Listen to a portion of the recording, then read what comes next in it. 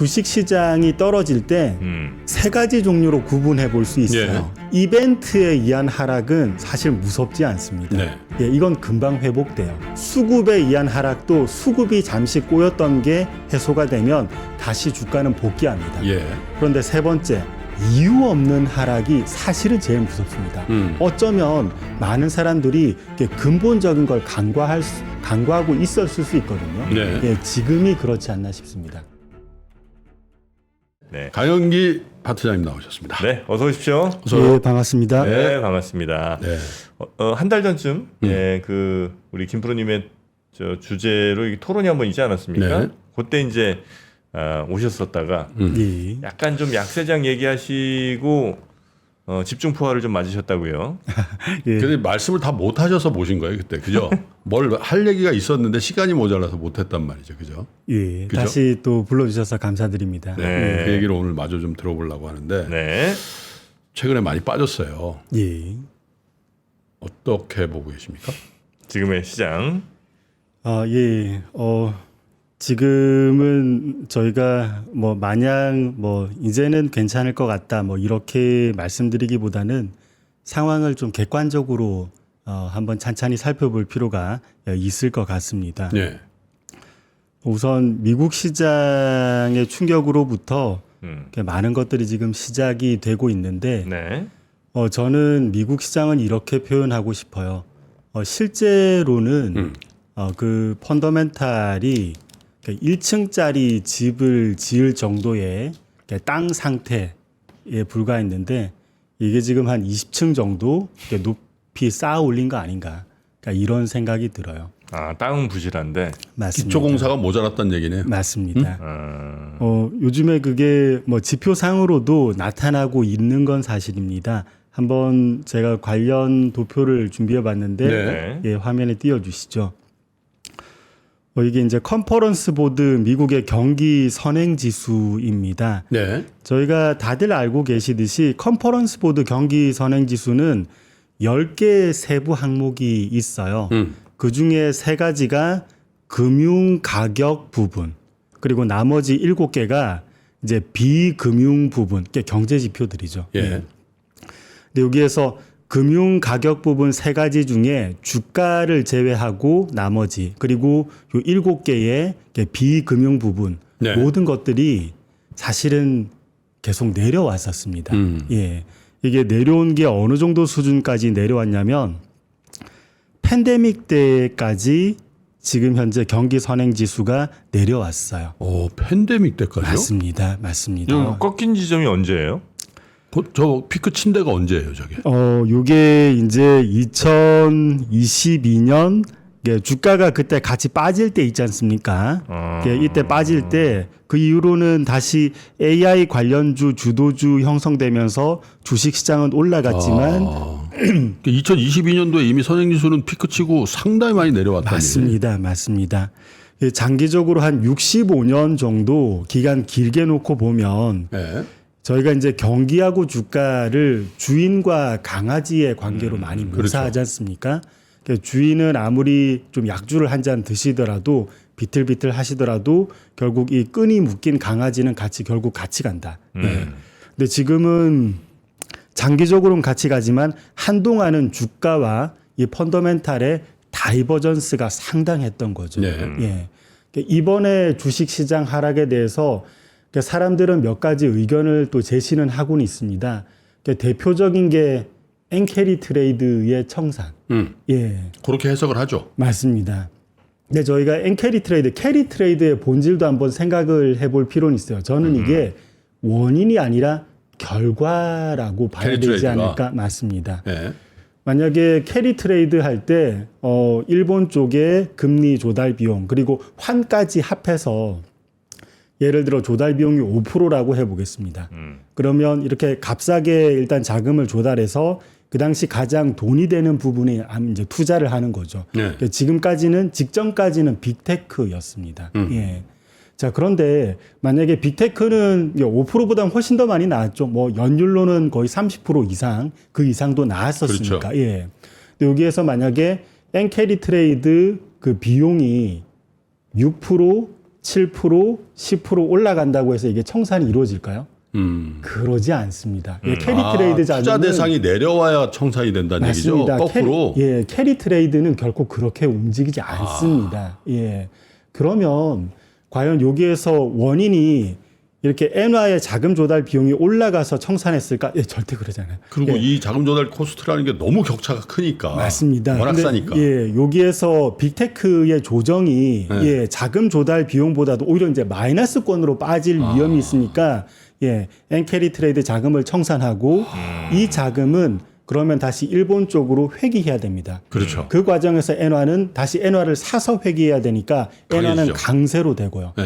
그래서 저희가 지금 현재 상황에 대해서 외부적으로 어떤 이유를 찾으려고 하지만 네. 근본적으로는 예, 아까 처음 서두에서 말씀드렸듯이 펀더멘탈은 지금 팬데믹 때 수준. 이제 이 경기 선행 지수로 보면 근데 주가는 너무 높이 있어서 이것을 줄이는 과정이 지금 나타나고 있는 것 같아요. 저희가 주식 시장이 떨어질 때 세 가지 종류로 구분해 볼 수 있어요. 예. 이벤트에 의한 하락은 사실 무섭지 않습니다. 네. 예, 이건 금방 회복돼요. 예. 수급에 의한 하락도 수급이 잠시 꼬였던 게 해소가 되면 다시 주가는 복귀합니다. 예. 그런데 세 번째, 이유 없는 하락이 사실은 제일 무섭습니다. 어쩌면 많은 사람들이 이렇게 근본적인 걸 간과하고 있었을 수 있거든요. 네. 예, 지금이 그렇지 않나 싶습니다. 그 이유 없는 하락이라는 건 이유는 있는데 우리가 잘 몰랐을 뿐이고 맞습니다. 대체로 그게 예. 어려운 펀더멘탈에서 나오는 거다 이렇게 보시는 거예요. 맞습니다. 근데 이게 비단 지금 있는 게 아니라 예. 이걸 연구하셨던 예, 유명한 학자분이 있죠. 혹시 광기 패닉 붕괴 킨들버거. 금융 투기 네. 역사. 예, 예. 맞습니다. 킨들버거 이분께서도 이분은 거의 경제 사학자에 비슷하게 그렇죠. 예, 역사적인 사례를 쭉 이제 조사하면서 이론을 끌어내는데 이분도 가만 보니까 참 신기한 일이 있는 거예요. 예.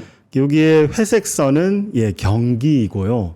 그러니까 주가가 항상 좀 빠르다고 알려져 있는데 이게 상승에서 하락으로 넘어가는 변곡점에서는 오히려 주가가 경기보다 느린 현상이 너무 자주 관찰이 되는 네. 거예요.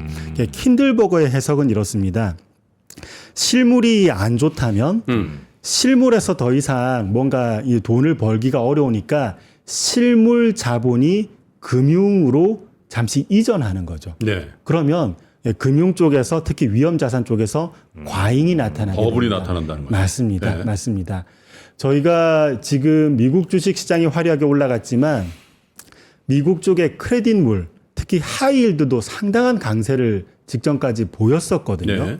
그리고 미국 주식하고 여러분 비트코인하고 상당히 흡사하게 흘러가는 거 아십니까? 그러니까요. 예, 비트코인도 예, 미국 직전까지 올라갔을 때 아주 유사하게 올라갔었습니다. 예. 그렇다면 킨들버거 이분의 말씀처럼 실물은 이미 빠지고 있고 경기도 빠지고 있는데 많은 저희 참여자들이 일시적으로 더 이상 여기선 실물에서는 수익을 내기 어려우니까 금융으로 이전하고 지금은 예, 펀더멘탈과 이러한 주식의 괴리가 너무 크니까 이걸 해소하는 과정이 이제 원래는 시작됐다고 주가 봐요. 등 금융 가격이 실물을 선도 먼저 반영하는데 어느 국면에서는 실물보다 레깅할 때가 있다. 더 늦게 반영할 때가 있는데 그게 사실은 탐욕이 만드는 레깅이라고 봐야 되겠네요. 맞습니다. 왜냐하면 실물이 안 좋으니까 이쪽으로 가면 난 안 좋은데 동참하니까 나 일로 안 가. 난 여기서 계속 끝까지 먹어볼래.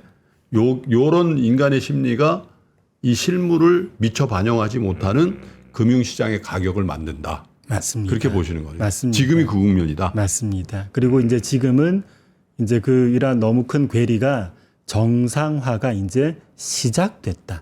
예, 이렇게 볼 수 있습니다. 네. 예. 그러면 이 주가는 실물 경기 안 좋은 것만큼까지는 내려가야 되겠네요. 그 두 선이 너무 벌어져 있으니까. 맞습니다. 예. 지난 65년간은 그렇게 해왔으니까 이번에는 다르다. 데이터상으로 네. 65년간은 그렇게 해왔으니까 이번에는 다르다고 보기는 좀 어렵고 이번에도 결국은 주가가 원래 자기 자리를 찾아서 이동하는 과정으로 저희가 봐야 될 것 같아요. 그게 얼마나 혹시 남아 있는지가 대충 잡히나요? 예를 들어 뭐 몇 포인트 정도, 몇 퍼센트 정도 예, 빠져야 된다? 이건 이제 지켜봐야 될 부분이긴 한데 네. 아까 보여드렸던 미국 쪽 컨퍼런스 보드 경기 선행 지수는 팬데믹 때까지 내려와서 그러니까 저도 설마 그까지 주가가 내려갈까는 싶지만 단순 수치로는 S&P 500이 2,500입니다. 네? 예. 얼마요? 단순히 이제 팬데믹 때 저점으로 보면 수치로만 2,500이요? 보면 그렇습니다. S&P 500 기준? 뭐 이까지 내려간다는 건 아니고 아마 이런 어떤 수준 면에서 보면은 이렇게 좀 괴리는 상당하다. 지금 좀 노이타 보도합니다 지금. 지금 좀 빠진 게 지금 5,200인데 반토막은 나야 되는 거예요? 괴리가 지금 상당하다는 거는 저희가 인지는 하고 있어야 될 것 같아요. 아니 그러니까 지금 2,500 간다는 말씀은 아닙니다. 근데 이 맞습니다. 차트로 보면 괴리가 그 괴리가 상당하다. 그렇게 많이 벌어져 있는 맞습니다. 상황이다라는 얘기를 예. 강영기 저 파트장님이 제가 말이 좀 떨리네. 그래서 나스닥은요? 나스닥도 비슷한가요? 이제 보통은 주도주가 좀 더 이제 많이 빠지는 게 주식시장 하락의 속성이지 않습니까? 네. 그래서 요건 더 이상 수치는 얘기 안 할게요. 오케이. 자 다음 질문을 좀 이어갈게요. 왜냐하면 이 2,500이란 말로 지금부터 얘기되는 모든 걸 다 덮으면 안 되니까. 근데 8월 5일 날 리포트를 쓰신 걸 보니까 일단 미국 시장의 고용이 모멘텀이 꺾여버리면 이후 추세적으로 상당 기간 약세더라. 그러니까 이게 일시적이라고 뭐 태풍 뭐 이런 거 얘기하지 마라. 그런 말씀하셨잖아요. 맞습니다. 그 말씀 좀 들어볼게요. 이제 경제 지표를 관찰하다 보니까 그 나라의 여러 제도 그리고 문화가 또 경제 지표에 많이 투영이 되더라고요. 뭐 당연한 얘기긴 하죠. 저희가 미국의 대표적으로 실업률이 경제 지표론 참 재미있게도 추세성이 상당히 강합니다. 네. 한번 내려가면 또 아주 많이 내려가고 또 한번 올라오면 아주 많이 올라오고 그러니까 이게 왜 그런가 생각을 해보니까 자, 한번 설명을 드려볼게요.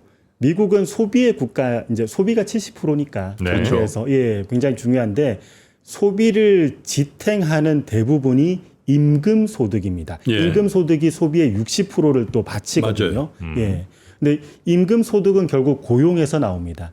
만약에 고용이 슬로우해지고 임금 소득이 슬로우해지고 소비가 슬로우해지면 근데 여기에서 미국의 제도 고용 시장이 대단히 유연해요. 그러니까 소비가 슬로우해진다면 매출이 조금 더 기업이 원하는 것보다 덜 나오는 거니까 기업들은 고용을 좀 줄이게 됩니다. 대단히 유연하게, 합법적으로. 이렇게 되면 고용이 다시 줄고 연관고리가 한동안 더 이어지는 거죠. 네. 저희가 한번 4페이지 제가 준비한 거 볼까요? 미국의 실업률 회색선을 역축으로 그린 겁니다. 이게 제가 한 달 전에 나왔을 때도 제 얼굴보다 이 그림이 훨씬 더 중요하다고 해서 화면을 빨리 바꿔달라고 한번 요청드렸던 게 기억이 나네요. 맞습니다. 이 자연 실업률, 이 중간에 연한 녹색선, 이 위에 차트상으로 실업률 회색선이 있다면 그 당시 고용은 양호한 겁니다. 자연 실업률보다 고용 상태가 양호하니까. 그렇죠. 근데 모멘텀이 둔화하기 시작하면 그러니까 실업률이 이제 차트상으로는 회색선이 아래쪽으로 내려오기 시작하면 그 이후로는 아까 말씀드렸던 고용, 임금, 소비 그리고 다시 고용 이 연결고리가 작동하기 시작해서 순간적으로 악화되는 게 상당히 가팔라진다는 거죠. 그래서 지금도 이 현상이 진행이 되고 있는 거고 저희가 조심해야 되지 않을까 이렇게 생각은 합니다. 일단 꺾인 걸 왜 인정 안 하냐. 맞습니다. 그리고 저거는 미국의 어떤 그 실업이라든지 어떤 경제 펀더멘탈은 굉장히 강한 추세성을 갖고 있기 맞습니다. 때문에 지금 시작된 거라고 봐야 된다. 맞습니다. 한번 꺾이기 시작하면 이게 쉽게 멈춰지지가 않더라고요. 지금 리세션이 온다는 확신이 있으신 것 같은데 어느 국면입니까 지금 미국 경제가 그러면? 지금은 이제 경기 침체에 초기 신호들이 이제 쌓이고 있어서 초기라고 이제 볼 수 있겠죠. 요즘에 이제 그때그때 또 유행하는 경제 지표들이 있더라고요. 요즘에는 한참 샤메 룰이 상당히 좀 유행을 합니다. 샤메 룰도 결국은 미국의 고용 지표 이게 추세가 안 좋아지기 시작하면 얼마나 가속도가 붙어서 많이 내려가냐 이걸 보여줘요. 예. 샤메 룰 만들어지는 게 실업률 3개월 이동 평균 한 값에서 직전 12개월 최저치. 예. 그러니까 안 좋아지기 시작하면 그 가속도가 붙었을 때, 안 좋아지는 그런 가속도가 얘기죠. 붙었을 때 예. 이제 얼마나 더 이제 쭉 많이 안 좋아지는데 그 임계점이 어디냐?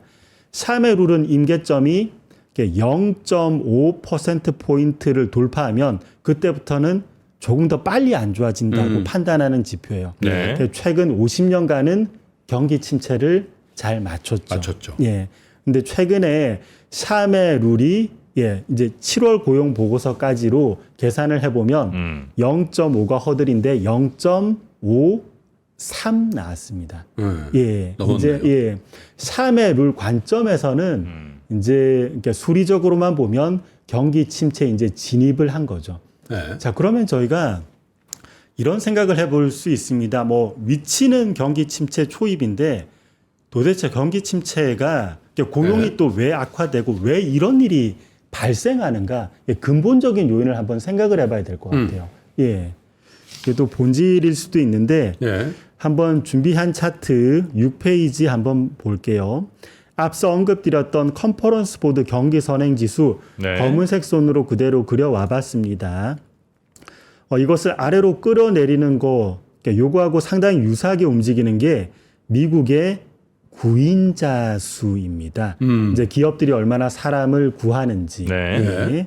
예. 이게 지금 높은 수준에서 내려오고 있고 요게 이제 결국은 미국 고용이 중요하니까 고용, 임금, 소비 이 지표들을 전부 다 좀 훼손시키면서 관련된 선행지수를 아래쪽으로 끌어내리고 있어요. 그럼 여기서 한 번 더 본질적으로 가볼게요. 왜 구인자 수는 이렇게까지 높게 올라갔다가 또 이렇게까지 급하게 내려올까? 예, 사람들이 한번 크게 착각을 했던 거라고도 볼 수 있지 않습니까? 그렇죠. 예. 이게 이제 앞서 회색 선은 구인자 수 그대로고 여기에 녹색 선은 미국 연준의 총 자산 그러니까 부양 체계 그 규모를 보여줍니다. 네. 이 녹색 선이 위쪽으로 올라갔던 시절, 뭐 무제한 양적 완화 때 또 많이 올라갔죠. 저희가 팬데믹 빵 터지고 그때 상황을 한번 돌이켜 볼게요. 이때 미국에서는 공급망 재편한다고 일자리를 많이 만들었습니다. 그렇죠. 예. 뭐 충분히 또 일자리 많이 늘어날 수 있는 환경이었죠. 자, 그런데 그때 무제한 양적 완화 그리고 재정 정책도 GDP 대비해서 재정 정책이 2차 세계 대전 때만큼이나 쏟아부었어요. 그렇죠. 네. 그러면 많은 CEO들이 경기를 일시적으로나마 예. 착각했을 수도 있습니다. 예, 미래에 좋아지는 정도에 대해서 그거보다 생각했던 것보다 훨씬 더 지금 상황이 너무 좋으니까. 예, 비트겐슈타인도 이런 말을 했지 않습니까? 사람은 미래를 전망할 때 직선으로 전망한다. 예, 그 당시에 직선으로 너무 좋아지는 게 보이니까 직선으로 미래를 전망해서 구인자 수가 늘어났고 지금 엄밀히 따지면 과거 너무 무리했던 몇 해 전 무리했던 부양책의 후폭풍이라고도 볼 수 있어요. 그렇죠. 예, 가장 본질적으로 보면 그리고 지금 구인자 수는 팬데믹 이전 그 어떤 시기보다 아직까지는 높습니다. 네. 예, 지금 세계화가 진행이 되는 게 아니고 오히려 역행하죠. 이 많은 산출물을 미국에서 구인자 수로 이 많은 산출물을 만들어서 어디에 팔 겁니까? 예, 구인자 수는 더 줄어들 거예요. 향후 미국의 대통령 누가 될지 상당히 중요한 이슈지만 누가 대통령이 되시더라도 임기 초반에는 이 구인자 수가 내려가는 거 그리고 경기 부진이 조금 더 진행이 되는 걸 막기는 좀 어렵지 않을까. 예, 제 생각엔 이렇습니다. 그 굉장히 큰 화두를 말씀하고 계셔서 댓글창에 굉장히 충격을 받으신 분들이 많아요. 맞고 틀리고를 떠나서. 근데 이제 왜 지금 얘기를 하냐 그러면 근데 사실 그 나중에 그 영상을 캡처해서 한번 보여주셨으면 좋겠는데 한 달 전쯤에 이 말씀을 하셨죠 사실은. 맞습니다. 네, 하셨는데 그때는 우리에게 안 들어오는 거예요. 이렇게 그때는 지금 주가가 좋은데. 그때는 뭐 올라가는 장에서 뭐 그런데 저희가 약세 시황관을 갖고 있는 분을 약세가 돼서 모신 게 아니라 네. 그때 이미 말씀을 하셨는데 우리가 귀 기울여 듣지 않았기 때문에 다시 어떤 생각의 변화가 있는지 들어보려고 하는데 워런 버핏이요. 애플 주식의 반을 날리고 사상 최대 현금 보유를 했다는 얘기도 꾸준히 나왔는데 아까 엔캐리 트레이드는 결과물이다 말씀하셨잖아요. 맞습니다. 워런 버핏은 엔캐리 트레이드를 거꾸로 했잖아요. 엔화 기체를 해서 일본 상사 주식을 그러니까 밖으로 갖고 나간 게 아니라 그죠? 네. 예, 그래서 결과가 어떻게 될는지 모르겠습니다만 범상치 않은 그런 투자를 했고 현금 보유를 하고 있는데 워런 버핏이 이렇게 현금을 보유하고 있는 거에 대해서는 가영기 파트너님 어떻게 보시는지요? 이제 보통 시장이 이렇게 출렁거렸을 때 항상 이렇게 부의 단계가 높아지는 전략을 가진 게 예. 대표적인 분이 워런 버핏이죠. 예. 예. 이분께서도 좀 위기를 많이 이제 느끼시고 다시 이제 준비를 하셨던 것 같아요. 예. 근데 워런 버핏 이분의 여러 책들을 읽어보면 저는 이제 한때 워런 버핏 책의 시중의 걸 모두 다 읽어보겠다 한번 도전해 본 적이 있는데 성공은 못했습니다. 근데 그 책으로 한번 정리를 해본 게 있는데 마침 제가 여러분께 전략도 소개드릴 겸 네. 말미에 말씀드리려고 했는데 요게 지금 한번 말씀드려 볼게요. 예. 점점 스킬이 향상되세요. 이제 워런 버핏이? 이제 연배가 쌓여서 오히려 네. 스킬이 떨어지는 게 아니라 마켓 타이밍을 맞추시는 것도 점점 더 근접하세요. 한번 12페이지 같이 볼게요. 여러분 1973년 이제 요때 붕괴에 앞서서는 이제 워런 버핏께서 그러니까 시장이 좀 안 좋을 것 같다 해서 주식을 대거 처분한 게 이거보다 3년 앞서서입니다. 예. 근데 이분은 또 인내력이 상당하니까 계속 참고 기다리신 거죠. 예. 그리고 2000년 IT 버블 붕괴보다는 1년 앞서서 매도하셨습니다. 스킬이 좀 더 쌓이셨죠. 네. 근데 그 이후에는 자산 규모가 너무 크니까 주식을 완전 다 대거 처분하지 못했는데 금융위기 때는 또 현금을 계속 보유하신 게 2008년 때 그리고 2009년에는 그때 이제 충분히 현금 보유해서 철도주 사셨지 않습니까? 그렇죠. 이제는 올해 상반기 때 그러한 여러 가지 작업을 또 하셨습니다. 그래서 이제 마켓 타이밍에 대해서는 점점 더 이게 거의 신선의 경지에 이르렀다. 이제 수리적으로만 보면 그 전제까지 한 것만 보면 그래서 지금 워런 버핏의 여러 의사 결정에 대해서도 투자자 분들은 이게 충분히 한번 왜 그런지 숙고해 볼 필요가 있을 것 같아요. 그러니까 워런 버핏이 예를 들어 딱 경제 터질 때 바로 직전에까지 갖고 있으면 가장 이제 많은 수익을 누렸겠지만 이제 그러진 않고 예전에 70년대는 한 2, 3년 전쯤 팔았으니까 조금 막 누릴 때 많이 누리진 못했었겠군요. 근데 그 타이밍이 점점 이제 정교해지고 있다. 맞습니다. 맞습니다. 이게 놀라운 점입니다. 구순이 넘으셨는데 더 이렇게 맑아지시는 게 물론 뭐 본인이 다 하시는 건 아니고 시스템으로 하시는 부분도 있겠지만 자 그러면 지금부터 본론입니다. 투자 전략가시니까 어떻게 해야 될지에 대한 얘기를 본격적으로 해보죠. 주도주의 편승을 해야 된다는 주도주 전략이 있잖아요. 근데 주도주가 지금 깨지고 있다라고 판단하시는 거죠? 맞습니다. 그죠? 작년에 2차 전지 그리고 올해 반도체 이게 주도주인데 그러면 주도주에 편입되어 있는 이른바 AI라든지 이런 빅테크 주식들에 대해서는 지금이라도 탈출해야 됩니까? 주식 시장이 상승할 때는 가장 높은 수익률을 내는 게 주도주이고, 그렇죠. 그래서 또 이름이 주도주죠. 근데 주식 시장이 하락할 때는 또 가장 좀 저희에게 타격을 많이 입히는 것도 주도주입니다. 그래서 저는 시장이 하락할 때는 간간히 베어마켓 랠리라는 게 나오는데, 이러한 기회를 이용해서라도 저희가 주도주는 계속 비중을 줄여 나가는 게 합리적이지 않나 이렇게 생각은 해요. 그리고 이제 시장의 이제 하락의 모습, 하락의 기간 이것을 저희가 생각을 해봐야 되는데 이제 얼마 전까지는 연준이 인슈어런스 컷을 할 것이다. 경기는 아직은 괜찮지만 예방 차원에서 금리 인하할 것이다. 근데 그렇죠. 요즘에는 말이 이제 좀 많이 달라졌죠. 예. 예, 시장 사람들 생각도 이제 B컷으로 갈 것이다. 예.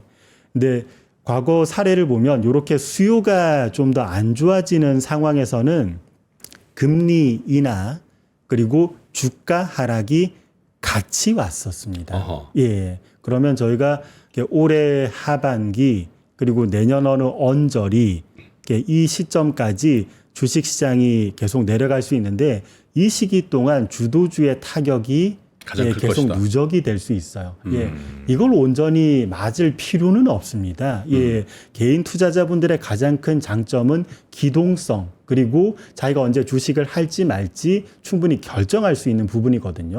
예, 그래서 주식 시장의 속성 기초에 봤을 때 그리고 지금 상황 기초에 봤을 때 주도주는 줄이는 게 예, 좀 더 도움이 되지 않을까 이렇게 생각을 합니다. 아니 근데 어떤 분들은 주도주가 그래도 떨어질 때는 좀 덜 떨어진다고 그러시는 것 같던데. 아, 예, 그건 조정 때 그렇습니다. 아, 그 조정 때는 맞습니다. 그렇고. 이제 용어 구분이 필요한데 조정은 주식 시장이 상승하는 과정에서 일시적으로 잠시 내려갔다가 다시 전고점 뚫고 올라가는 게 대략 한 10% 20% 약간 이제 내려갔다가 올라갈 때는 그땐 주도주의 그 조정 폭이 제일 적어요. 나머지 주식보다. 상승할 때는 더 많이 상승하고. 예, 맞습니다. 조정이라면. 예, 그러다가 오히려 주도주가 훨씬 더 반발력이 좋게 올라가고 그러면 저희가 그 주도주를 통해서도 시장을 판단할 수 있는데 주도주의 변동폭이 적으면 오히려 그건 조정으로 볼 수 있어요. 예, 그런데 주도주의 변동폭이 오히려 더 크면은 지금은 그런 국면이네. 맞습니다. 아, 이거 여러분께도 하나 이게 요령이기도 한데 이것도 설명드리고 싶어요. 네. 11페이지에 보시면 예, 제가 이게 IT 버블 붕괴 때도 한번 조사를 해보니까 나스닥 100하고 러셀 2000 그 당시에도 나스닥 이제 이게 IT 버블 붕괴 때도 나스닥 100의 주도주가 포진돼 있었지 않습니까? 그렇죠. 이 당시에는 시스코 시스템즈가 제일 잘 나갔죠. 예. 그래서 주도주가 올라갈 때는 회색 선이 올라가는 형태로 그림이 그려져 있습니다. 그리고 그 주변주, 뭐 소형주가 좋을 때는 러셀 2000이 강하니까 이 회색 선이 아래쪽으로 내려오게 설계가 돼 있죠. 근데 저희가 이 선이 굵어서 잘 안 보이긴 하는데 나스닥 100이 좀 더 약해지고 러셀 2000이 상대적으로 강해지는 게 시장 정점보다 먼저 나왔어요. 요번에도 여러분 관찰해 보시면 대략 한 3주 전부터 러셀 2000이 강했습니다. 맞아요. 예. 러셀 2000이 강했습니다. 예, 그 당시에 사람들은 주도주가 좀 쉬고 예, 주변주가 이제 괜찮으니까 이쪽으로 이동합시다. 뭐 이런 의견도 있었지만 이게 상당히 중요한 신호였습니다. 예, 3주 전에 이미 나왔어요. 예, 저도 뭐 제가 뭐 용 빼는 재주 있겠습니까? 저도 많이 알지 못합니다. 네. 그러니까 여러 과거 지표들을 봤을 때 리스크 신호들이 이미 예, 좀 쌓여 있었어요. 예. 그래서 그걸 보고 저도 좀 이제 그걸 언급을 요행히 할 수 있었고 이걸 봤을 때 앞으로 예, 이제 주변주가 강해지면 예, 주도주는 이제 경계를 좀 이제 계속 해야 되는 시기로 접어들어 있었던 거죠. 예. 네네네. 아, 그러니까 저 위쪽에 있는 녹색 선이 이제 S&P 500 지수인 거고, 예. 그다음에 그 밑에 있는 회색 선이 나스닥 100 대 러셀 2000의 주가 지수 비율. 맞습니다. 요거를 이제 그래프로 나타내신 건데, 예, 그게 맞습니다. 2000년에 한번 뚫었고, 예. 그다음에 뚫을 뻔하고 지금. 뚫을 거의 근처까지 왔고, 예. 예. 이것도 하나의 위험 신호로. 자, 좀 보고 그러면 예. 투자라는 게 사실 자산을 잘 배분해야 되는데 주식에 대한 뷰가 안 좋아요. 그럼 주식을 싹 다 팔고 그러면 뭐 안전자산인 채권이나 예금으로 가면 되는데 그 결심은 매우 큰 희생을 초래하기도 하거든요. 거꾸로 갔을 경우에. 맞습니다. 그렇잖아요. 맞습니다. 그러면 이제 강은기 파트장님이 엄청 원망할 거란 말이에요. 예. 아니, 그렇단 얘기예요. 괜찮습니다. 그러면 예. 어떻게 권유를 하겠냐. 그러면 주식을 빵으로 만들고 안전자산인 예금이나 채권으로 100을 채우라고는 하진 않으실 거란 말이에요. 그러면 주식을 계속 해야 되겠다라고 생각하는 분들. 이런 분들은 어떻게 대응을 하면 돼요. 아, 예. 조금 더 시간 여유가 있었으면 좋겠는데 네. 예, 드리고 싶은 말씀이 또 있어요. 여러분 10페이지 한번 볼까요? 예. 여러분 IT 버블 붕괴하고 지금하고 상당히 흡사한 속성들이 많습니다. 뭐 예. 기술주 버블이었고 뭐 그런 거. 근데 IT 버블 붕괴 때 나스닥은 예, 굉장히 많이 떨어졌는데 저희 한국 주식 시장은 초기 하락 이후에는 예, 저점이 먼저 나왔어요. 이게 주도주의 속성 때문입니다. 주도주가 제일 많이 오르지만 주도주가 제일 많이 빠진다고 했지 않습니까? 예. 예, 주도주의 발원주가 지금 미국이에요. 예. 미국이 제일 많이 빠질 겁니다. 아. 예, 한국은 저점이 먼저 나올 수 있습니다. 제가 볼 때는 예. 올해 여름 예. 그리고 올해 가을 예, 초기 하락이 지나면 예. 그리고 저희 코스피는 제가 볼 때는 IT 버블 붕괴 때는 저희가 트레일링 PBR이 0.7에서 0.75배 사이까지 갔었거든요. 예. 그거 계산하면 저희 코스피 2100입니다. 어허. 근데 요거는 정말 단단한 바텀. 예. 그리고 저희가 최근 몇 해까지만 보면은 경기가 부진했을 때 2022년에 특히 경기 침체에 대해서 우려가 있을 때 코스피가 내려간 게 2300입니다. 그리고 작년에는 여러 전쟁 이슈가 터질 때라도 2300이 지켰어요. 그러면 저희가 2100에서 2300 정도의 코스피가 먼저 내려오면 그 이후로는 저희 시장은 횡보할 수 있습니다. 예. 오히려 한국이 예, 먼저. 예. 예. 사람들은 IT 버블 붕괴 그 무시무시한 시기에 저희 한국 시장이 횡보했다 그러면 안 믿어요. 예. 하지만 실제로 그랬습니다. 예, 먼저 저희가 아까 제가 미국 시장에 대해서는 굉장히 뭐라고 할까 좀 거친 말을 드렸지만 저희 코스피는 제가 볼 때 먼저 바닥 나올 겁니다. 예, 이렇게 횡보할 때는 종목 장세가 펼쳐집니다. 네. 예, 그리고 종목 장세에서 고르는 요령은 예. 펀더멘탈 관점에서는 예, 그 어려운 시기에도 매출이 증가하는 기업은 좀 독자적으로 움직여요. 예, 제가 볼 땐 지금 코스피보다 코스닥 바닥이 먼저 나올 것 같거든요. 예. 예, 여러분 조금만 인내를 하면 됩니다. 예, 지금 타격이 심했다. 예, 이 종목 장세에서 개인 투자자분들 한국 분들이 특히 종목 장세 강하시거든요. 네. 요때 수익률 충분히 만회하시면 됩니다. 예, 너무 걱정하지 마십시오. 예, 미국보다 한국 먼저 바닥 나올 거고 이때 종목 장세에서 다시 수익을 내면 되니까 네. 예, 조금만 인내하시면 저는 예, 좀 더 또 저희가 다른 방법으로 모색할 네, 네, 네. 그러한 그 여러 상황이 펼쳐질 수 있으니까 그러나 예, 주도주의 과잉을 장기간에서 보여줬던 미국 시장에 대해선 당분간 잊어라. 맞습니다. 그렇게 생각하시는 거예요? 맞습니다. 예. 예, 한국도 그 관련 네네. 주도주는 좀 조심하자. 예. 최근 몇 년 사이에 우리 약간 신앙처럼 생긴 게 야 미국 주식은 배반은 안 해. 미국 주식은 어쨌든 떨어져 또 올라 결국은 가더라. 이게 이제 우리의 신앙처럼 몇 년 사이 이제 자리 잡았는데 앞으로는 그러지 않을 것 같다는 생각이 든 거죠. 그러면 그런 바텀을 먼저 올 여름이나 가을인데 지금 뭐 여름의 끝물이니까 이제 예. 곧 보게 될 거라는 얘기인데 어쩌면 요건 좀 상황은 봐야 돼요. 네. 사실은 네. 예, 그 가격 수준에 먼저 도달하면 그 다음엔 저희 시기가 시장은 문제가 횡보하는 아니라. 거고, 예, 네. 이게 좀 천천히 내려가면. 자 그럼 이렇게 하십시다. 예, 그런 가격이 어느 정도 레벨이고 만약 강한기 파트장님 얘기대로 한국이 먼저 바텀을 친다면 그때부터 우리는 무슨 투자를 어떤 종목 개별 종목 장세 된다니까 투자 전략이시니까 그럼 어떤 군의 주식 투자를 해야 되는지에 대해서 지금부터 얘기를 좀 해보죠. 아, 예, 지금 그럼 빨리 시간이 말씀드릴게요. 없어요. 예, 시간이 빨리 없어서 말씀드릴게요. 네. 예. 그러니까 그래서 다음 주 월요일 날 저녁에 1시간 통으로 그 일정을 좀 봐야 될 것 네, 같습니다. 그건 예. 보시고 예, 왜냐하면 지금 죄송한데, 1분 만에 그걸 소화할 수는 없죠. 예, 그래서 그러네요. 다음 예. 주 월요일 날 예. 일정 보시고 네. 6시부터 7시 1시간 통으로 그 말씀을 좀 나눠봐요. 참고로 제가 안 될 수도 있어요. 안 될 네. 수도 있어요. 예, 예. 일정을 조절해 볼게요. 예, 네, 예, 알겠습니다. 예. 오늘 워낙 충격적인 말씀 많이 해주셔서 네. 자, 오늘 저희와 함께 해주신 분, 아마 오늘 방송 보시면서도 와, 뭐 이런 얘기 하시는 분들이 좀 많이 계실 텐데 네. 좀 더 자세한 이야기는 저희가 다음 주 중으로 시간 잡도록 하겠습니다. DB금융투자 강현기 파트장님이셨고요. 오늘 대단히 고맙습니다. 예, 감사합니다. 감사합니다. 네. 예. 자, 이제 또 장 시작하니까요. 저희는 빨리. 자, 캡처를 하나 마지막으로 한 말씀만 좀 드리고 저희 불러가겠습니다. 캡처된 거 하나만 좀 보여주세요. 왜냐하면 저희가 이런 오해를 사면 안 될 것 같아서 강영기 파트장께서 갑작스럽게 약세장을 하고 우리가 갑작스럽게 모셨다 그러면 저희 안 돼요. 근데 한 달 전에 분명히 저런 말씀을 지속적으로 해 오셨고 이 영상을 꼭 한번 보십시오. 리스크 관리 지금부터 해야 된다는 영상이죠. 네, 언제죠? 이게 아마 한 달 전쯤이었을 겁니다. 한 달 전?